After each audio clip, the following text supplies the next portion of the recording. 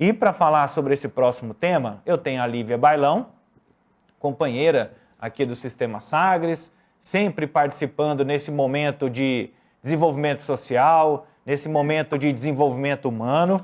E também recebemos a Laila Valias, ela que é consultora de marketing, especialista em marketing digital e cofundadora da Hype 50+. E o nosso tema de hoje, particularmente até achei curioso o termo e reconheço que não era uma reflexão que passava na minha mente, sobre a velhice ignorada.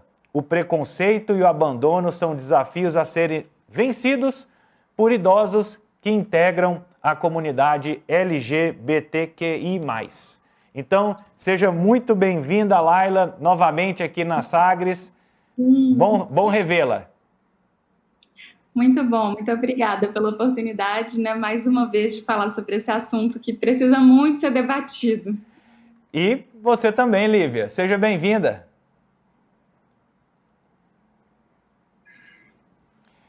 Lívia, seu microfone está mutado. Faz parte. Pois, faz parte.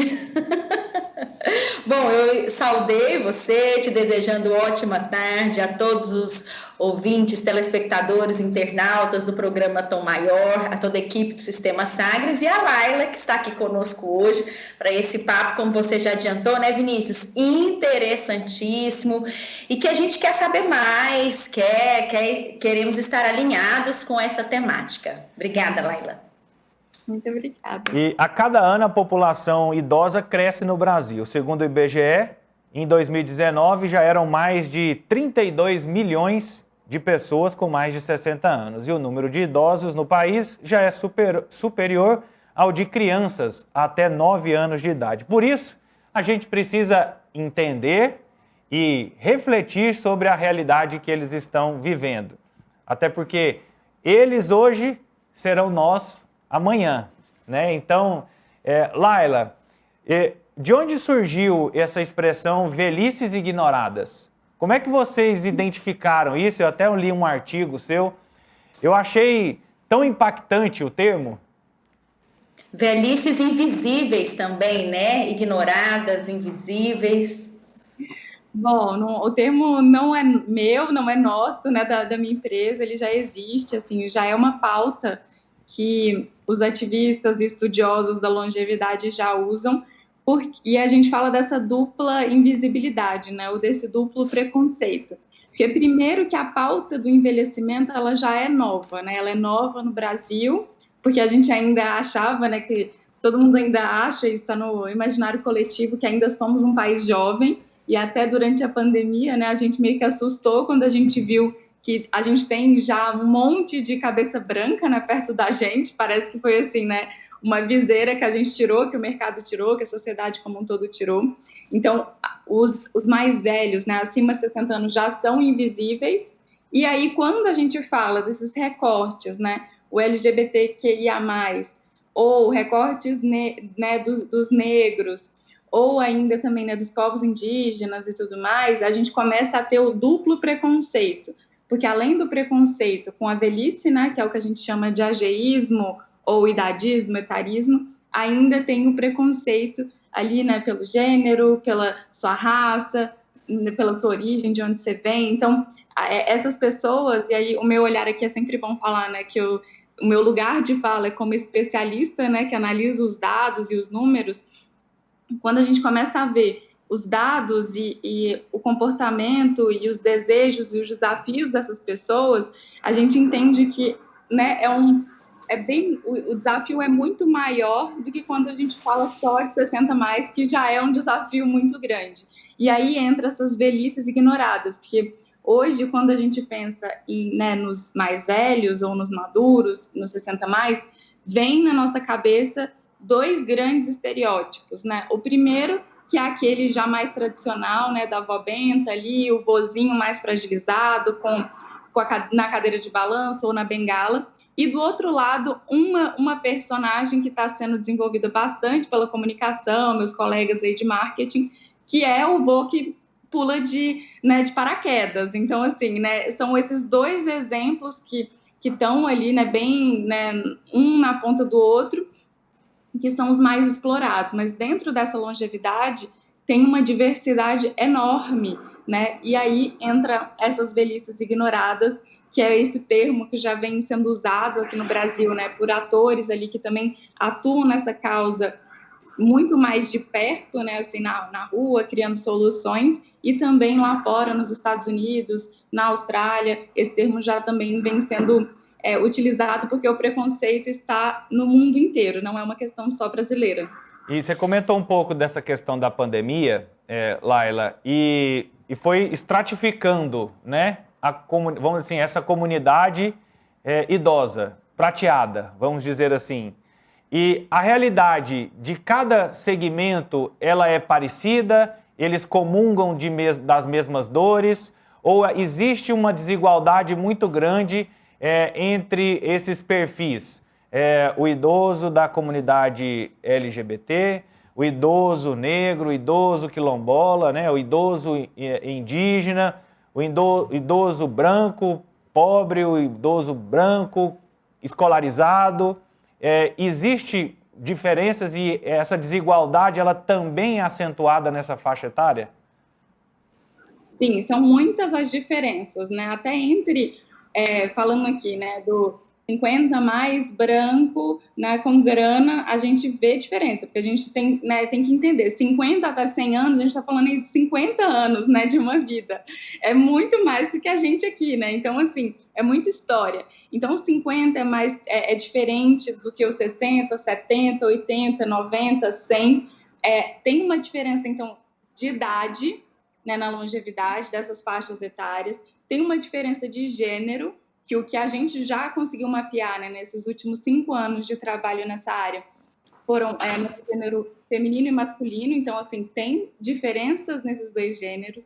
Tem uma diferença também de capacidade, que é o estar bem ou não estar bem. Aí a gente está falando mais de fisicamente bem, mentalmente bem, cognitivamente bem.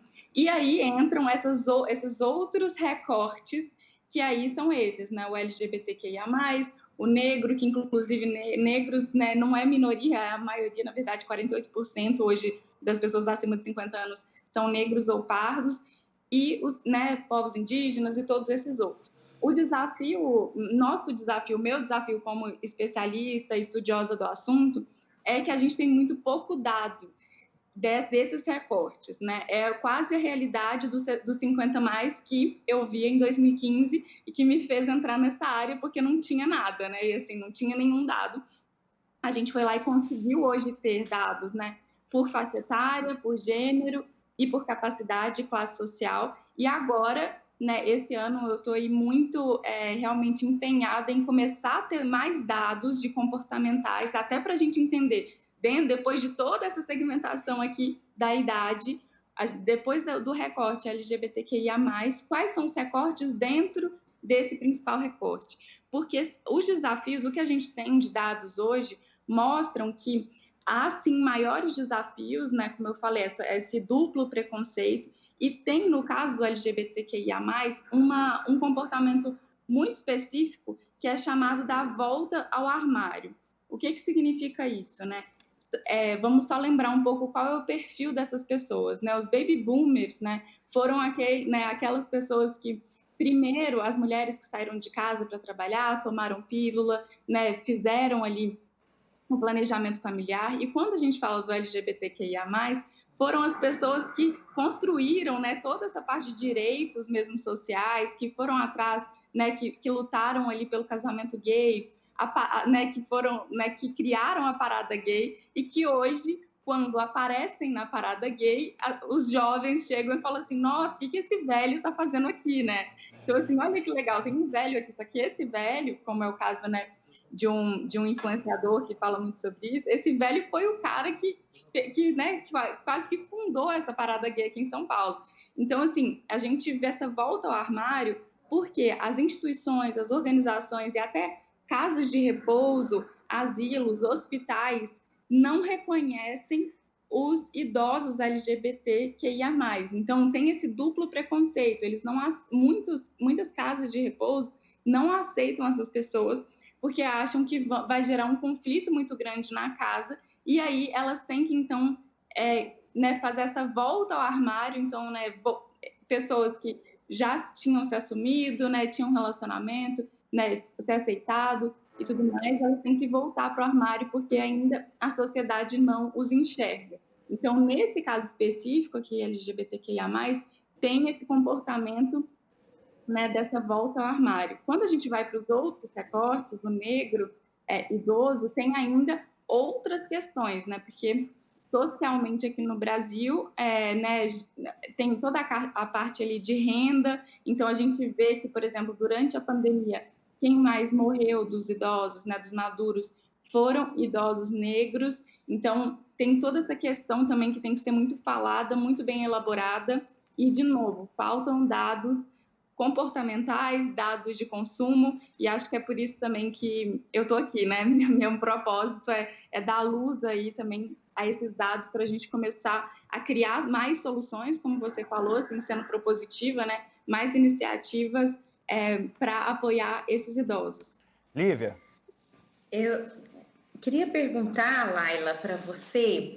Você falou em ageísmo, né? Preconceito de idade. Eu me lembro que logo quando eu me formei e comecei a trabalhar, muito nova, né?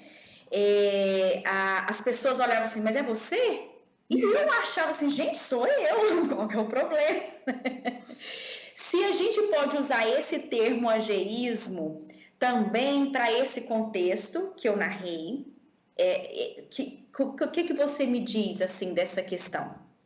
Sim, o ageísmo é isso. Preconceito etário não quer dizer só um preconceito para pessoas mais velhas, mas ele também é o preconceito com pessoas mais novas. Inclusive preconceito de pessoas mais velhas com pessoas mais novas também, né? Que existe esse preconceito quando a gente até fala, né, dentro das organizações, desse clash de gerações, né? O quanto que a gente tem que apoiar tanto o jovem quanto o maduro para que a relação seja positiva para os dois. Então, sim, o ageísmo pode ser usado nesse contexto de preconceito, né, contra os mais jovens. Inclusive, eu também, né, sofri esse preconceito algumas vezes, porque, né, eu falava assim, gente, eu tenho que mudar minha roupa, será que eu vou passar, né, um pó branco aqui para eu ter cabelo branco? Eu ficava brincando, porque existe mesmo. Mas quando a gente vê a nossa sociedade como um todo, principalmente no Brasil, que a gente valoriza muito a juventude, é uma cultura que o novo, o jovem, é o que traz sempre a criatividade, a inovação, ele é mais rápido, mais ágil, né? A gente acaba, né, esse ageísmo acaba sendo maior para as pessoas mais velhas, né? Então, assim, um dado, hoje no mercado de trabalho, o preconceito etário começa aos 40 anos de idade, quando a gente fala, né, de pessoas, né, desse lado daqui. Então, quando a gente olha para isso, numa realidade que vamos viver 100, 120 anos, como que as pessoas começam a ter preconceito etário a partir dos 40? Não faz sentido nenhum, né? Então, o que a gente tem que propor mesmo e se forçar a fazer é essa relação intergeracional, porque aí todo mundo ganha, né? O jovem ganha com essa relação junto com esse profissional mais velho, e o profissional mais velho também ganha muito com a relação do mais jovem. E aí é onde, né, todos os outros países também, na França, o Japão, os Estados Unidos também estão levantando muito essa bandeira como uma resposta, né, ao realmente atuar em prol da longevidade nesses países, e que aqui a gente também está tentando, né, como ativista nos grupos aí de envelhecimento. Com certeza. Vinícius, eu queria mais uma pergunta aqui para a Laila sobre o recorte dos 50 mais, né, Laila? Você é uma estudiosa do tema, está aí, né, em contato com todo esse movimento, mas a mim me parece quando vai se falar de velhice, dessa turma, dessa geração dos mais maduros, para mim, 50 anos, eu leiga, tá aqui, tranquila, agindo no mundo, 50 anos não faz sentido. Você comentou exatamente da diversidade desse público dos maduros, diversidade de toda ordem, né? Mas, assim, qual é o critério critério é cronológico mesmo? Como funciona? Assim, quem pensa sobre isso? Porque me parece que 50 anos, eu vou falar por mim, mas daqui um pouco eu já estou quase nos 50. E aí, né? E quanto mais madura eu ficar, para mim, melhor, viu? Se o conceito de maturidade, eu não sei como que funciona para você, mas para mim, eu não quero voltar um dia na maturidade, na madureza, digamos assim. Então, assim, como que isso é pensado e é colocado em termos de estatísticas, de pensar as políticas, de analisar os dados? Perfeito. 50 mais a gente usa como economia prateada, né? De onde esse conceito vem lá do Reino Unido, né, da Oxford Economics, que começou a estudar sobre esse grande movimento de envelhecimento da população. E aí, quando a gente olha, né, para esse recorte 50 mais, é quando as pessoas também já começam a sentir esse preconceito, né? Então, assim, já começa a falar assim, peraí, eu não sou nem jovem, mas eu também não sou velho, né? Esses 50 até 75 mais, na verdade, a gente vê muito esse recorte. Até foi uma coisa muito interessante que quando a gente fez o Tsunami 60 mais, né, esse grande estudo, é o maior estudo hoje no Brasil relacionado ao tema, a gente quis muito fazer um recorte inédito que nunca antes tinha sido feito aqui, que era 55 até 64, 65 até 74, 75 mais, justamente para entender onde que o comportamento muda. E aí a gente identificou que entre 50 até 75 é muito parecido, né? Depende muito do histórico de vida, mas é muito jovem ainda. Até tem algumas iniciativas que já consideram, né, os idosos 80 mais, e que aí olham para isso realmente, peraí, idosos 80 mais já tem condições físicas que tem que ser olhado, a gente está falando de cuidado, a gente está falando, né, de casa mais adaptada, mas essa galera antes é muito jovem. Só que mesmo sendo muito jovem, se a gente não olha para ela, ela fica invisível. Para te dar um exemplo prático, né? Quando eu comecei a trabalhar com esse assunto em 2015, assim, IBGE ou ainda todos os grandes institutos de pesquisa só iam até 55 mais. Ninguém sabia o que tinha dentro desse 55 mais, né? Até comportamento de consumo de mídia, né, na TV, assim, 55 mais acabou, né? Então acabou, assim, né, a vida ali acabou a vida, né? Chegou lá, morreu. Não dá para entender mais. Então, assim, a gente não sabia quem eram as pessoas, até para tirar essa conclusão que você, né, já tirou, felizmente, né, pelas pessoas que você tem ao lado, né, pelas suas referências, você sabe que 50 mais não é velho. Só que quando a gente ia para o mercado, as marcas tinham um pavor de falar, queriam falar com mulheres 50 mais, por exemplo, porque iria envelhecer a marca. Então, a sociedade ainda olha para 50 mais como velho, você não, né? Individualmente você não olha, você tem essa percepção feliz. E com os dados, né, a gente começa a ver que isso é realidade. Porque antes, quando a gente não tinha dados, eu chegava nas empresas e as pessoas falavam assim, mas isso é porque seu pai tem 70 anos tá bonzão lá, mas eu não quero seu pai como meu consumidor. Ou, né, ninguém olhava para isso. Então, a gente realmente tem que colocar holofotes e fazer todos esses recortes, né, inclusive a minha vontade ali de, né, entender mais sobre LGBTQIA+, os negros, os povos indígenas, idosos, justamente para a gente começar a tirar conclusões mais né, parrudas sobre isso, não ficar só no imaginário ali coletivo. Então, 50 mais não é velho mesmo, né, é considerado jovem dentro da longevidade, assim, tá na rua, tá fazendo milhões de coisas. E tá no ápice da produtividade, da experiência, da maturidade, né? Tá dando o melhor que tem. Quer dizer, supostamente, né? Tá na fase de dar o melhor para a sociedade, né? Só que olha que absurdo, né? Hoje a gente já tem dados que mostram que a média dos CEOs, né, dos fundadores de empresa, que mais dão, de empresas que dão muito certo, são acima de 60 anos, ali 56, 62 anos. Só que tem programas de empreendedorismo que o máximo de idade é 35 anos. Ou seja, uma pessoa de 50 anos que queira fazer um curso de empreendedorismo não consegue naquela instituição porque a instituição acha que um cara de 50 anos não quer aprender. Então, tudo isso tem que ser repensado e já está sendo repensado. Quando você fala de políticas públicas, aí entra outros questionamentos. Aqui no Brasil, a gente considera idoso 60 mais, mas a gente tem países que já consideram, né, já tem aí todo um questionamento se é 65, se é 75 anos, como na Itália, né, agora já é considerado 75 anos mais como idoso, mas qualquer ajuste, a gente tem que lembrar que a gente está falando de milhares de pessoas, né? Então, tem grupos que estão bem, é a maioria das pessoas acima de 60 anos hoje no Brasil, mas ainda assim a gente tem uma parcela muito grande de pessoas acima de 60 anos que precisam das gratuidades, né? Precisam do passe livre, precisam de tudo isso, porque a gente tem uma parcela muito grande de gente que vive com uma aposentadoria, né? Então, assim, né, um salário mínimo às vezes, e por isso a necessidade. Está bem fisicamente, mas precisa desse apoio para também estar bem mentalmente, cognitivamente e socialmente. Laila, para a gente ir encerrando,